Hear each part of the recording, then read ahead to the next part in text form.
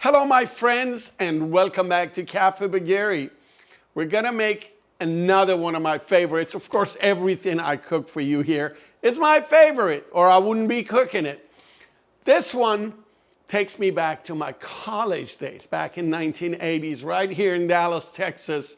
One of the things that my college roommate, Sammy, used to cook for us was Kalam Polo, which is the Persian cabbage rice. And I grew to love that dish. And I've been wanting to make it and present it here for you. And that's what we're gonna make tonight. Let's make some Kalam Polo together. To start with, we're going to saute our meat with some onions and garlic. By the way, you can skip garlic if you don't like it, but you have to have the onion. I'm using a medium yellow onion. You can use white onion. We're gonna be dicing it real fine.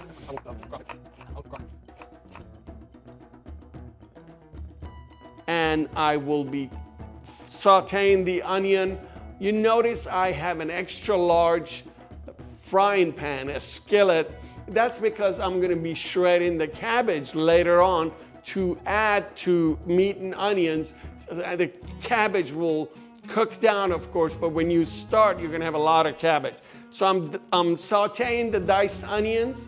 Once they're translucent, in about 1.5 to 2 minutes, I'm going to add a minced clove of garlic. So onions and garlic are gonna cook.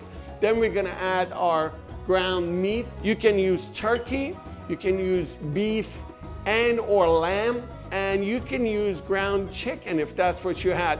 I'm using ground beef. It's 85-15, which means 85% red meat and 15% fat. So you need some fat in this meat, adds to the flavor of your final dish. Once the meat is rendered down for about 4 to 5 minutes and broken up, it's time to add your tomato paste. I add a couple of tablespoons of tomato paste and mix it and stir it and break it up. Tomato paste has to cook down with the meat and onions, and the color gets a little brighter, and that's when you know it's cooked enough, a couple of minutes. Then you're gonna add your spices, salt, pepper, turmeric, and some cumin. The recipe, by the way, as always, is under the YouTube video in the comments section. I pinned the recipe so you can scroll down and see it. I recommend adding maybe about 1 tablespoon or 2 of water in the meat and onion mixture, and then put the lid on. The steam and hot water that is in the meat now, it's a medium that helps it cook. Our meat sauce is ready now, and we need to add the cabbage to it. You can make this dish with green cabbage. You can make it with Napa cabbage. In North America, US and Canada, I know a lot of the grocery stores stock Napa cabbage, which is like the green cabbage, but it's got a different shape, and it's real tasty for this dish. And red cabbage is always an option. In fact, as I told you in the intro, this was one of my favorite dishes from college days. My roommate used to make. He used red cabbage, and I've made this dish with red cabbage, but the green cabbage gives the rice a very little color, and it makes for a better presentation. The red cabbage makes your rice a little darker. You get a brownish color to the whole dish. But the flavor is similar, it doesn't matter. You want to remove the outer leaves from the cabbage and remove the core. And then the rest of the cabbage you want to slice really thin. Then what you do is you add in the shredded cabbage to your meat sauce. And now you can see that's why I have selected to cook all of this in a larger pan. Before the cabbage gets reduced in size, it needs a lot of space in that pan. So we're going to saute the cabbage for about 4 to 5 minutes.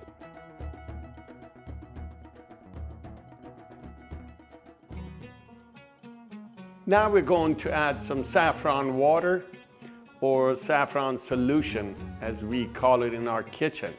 You're going to add a little bit of heat that I like to add to most of my horeshas and polos. Cayenne pepper fits the bill. The final ingredient, as far as spices goes, you need to add a touch of cinnamon, which rounds it out and gives it the aroma and a little sweetness from cinnamon. And I recommend cinnamon as one of the essential ingredients for this dish. And then right at the end, I'm going to add a couple of tablespoons of lime juice, or if you have lemon juice, that's fine too. Try to use fresh lime or lemon juice, and that kind of wakes up the flavor and it gives it a nice kick. Now our cabbage and meat sauce is ready, and we're going to work on our rice. Like any polo recipe, we have put our rice in a salt brine for at least an hour, and now it's ready to be cooked. We're going to boil the rice for about 4 to 5 minutes in water and a little bit of vegetable oil. Remember, like all polo recipes, you're going to put all the ingredients together and steam them, which means the rice will continue cooking after you add the cabbage and meat to it. So what you want to do is don't cook it all the way when you're boiling it. So 4 to 5 minutes is enough. The rice needs to be al dente, which means the center of each rice grain is still hard and the outer layer is cooked. That's when the rice is al dente. So you wash and strain the rice over your sink and run some cold water on it. You've seen this technique in a lot of our Persian rice recipes, similar over here. And then once your rice has strained and sat there for about 5 to 10 minutes and is cooler, you're gonna put it all back together in a large, thick bottom pot on medium heat. You put either sliced potatoes or whatever you put in at the bottom of your pot for tahdig, the delicious, crunchy crust at the bottom of your Persian polo. I'm gonna use flour tortillas because that's what we have plenty of here in Texas.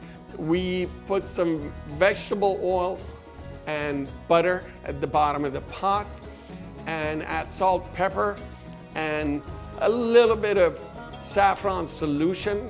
A couple of tablespoons should be fine. You're gonna get that color and aroma in your bottom crunchy layer as well. That we lay down the bottom.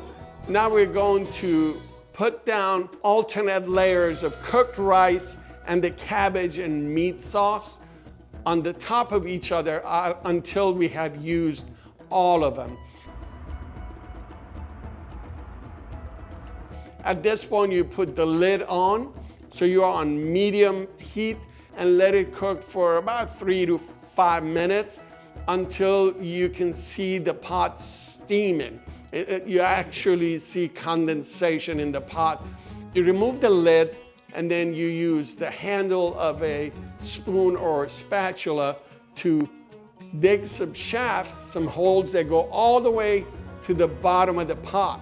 And then you put about 4 to 6 tablespoons of butter on the top of the rice. You dot it, if you will.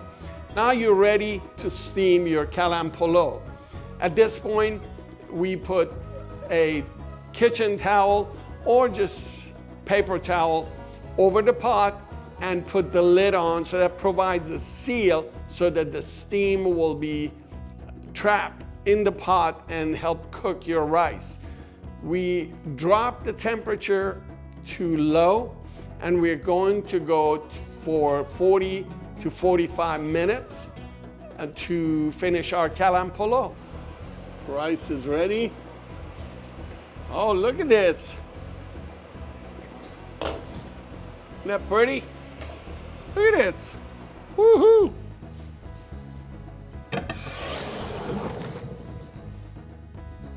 Now we're going to get our serving platter over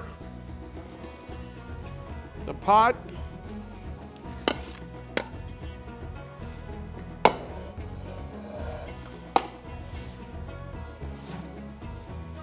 Ready?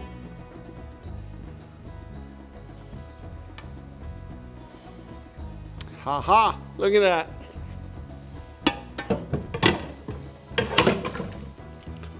Here it is, our Kalam Polo, the Persian cabbage rice. As you can see, it's a perfect mix of rice, the cabbage, and the meat. By the way, you can have little meatballs, the same ground beef that we use here can be made into meatballs, and some versions of it have that in there. This is wonderful. Of course, the crunchy tahdig at the bottom of the rice is always wonderful.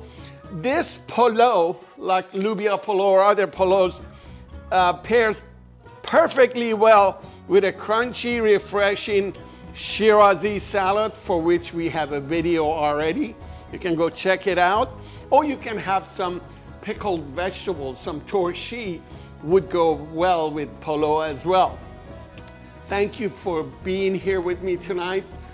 And if you like what you saw, please like this video. Thank you for subscribing and hit that little bell button so we can keep in touch.